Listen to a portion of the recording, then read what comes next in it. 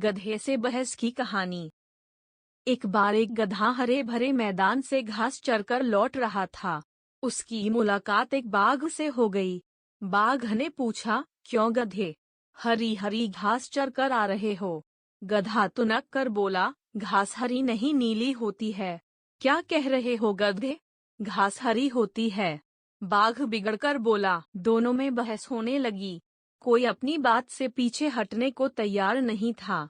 काफी देर बहस करने के बाद भी परिणाम न निकलता देखकर बाघ बोला, ऐसा करते हैं, जंगल के राजा शेर के पास चलते हैं। वही फैसला करेंगे कि हम दोनों में से कौन सही है और कौन गलत। गधा राजी हो गया। दोनों शेर के पास पहुँचे।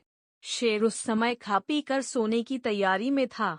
दोनों को अपने पास आया देखकर शेर ने पूछा, क्या बात है, इस समय कैसे आना हुआ, और वो भी एक साथ? बाघ के कुछ कहने के पहले गधा बोल पड़ा, वनराज, बाघ कहता है घास हरी होती है, मैं कहता हूँ नीली।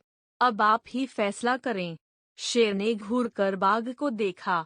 बाघ बोला, वनराज, सब जानते हैं कि घास हरी होती है, ये गधा मूर्ख है। शेर बोला, मूर्ख तुम हो, गधे तुम जाओ, मैं बाघ को 1 साल तक मौन रहने की सजा देता हूँ। खुश होकर गधा लौट गया। दुखी बाघ बोला, वनराज, घास हरी ही होती है, फिर भी आपने मुझे सजा दी। शेर बोला, मैंने तुम्हें इसलिए सजा नहीं दी कि घास हरी होती है या नीली, घास तो हरी ही होती है, किसी के नीला कह देने से वो नीली नहीं हो जाएगी। गधा तो मूर्ख और कम अक्ल है, लेकिन तुम तो समझदार हो, फिर भी व्यर्थ की बात में उस मूर्ख से उलझकर अपना समय बर्बाद किया।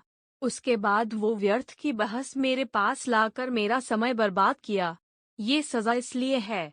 बाघ ने कान पकड़े कि अब वह मूर्खों के साथ व्यर्थ की बहस में कभी नहीं उलझेगा। इस कहानी से यह सीख मिलती है कि मूर्खों के साथ व्यर्थ की बहस में उलझना मूर्खता है।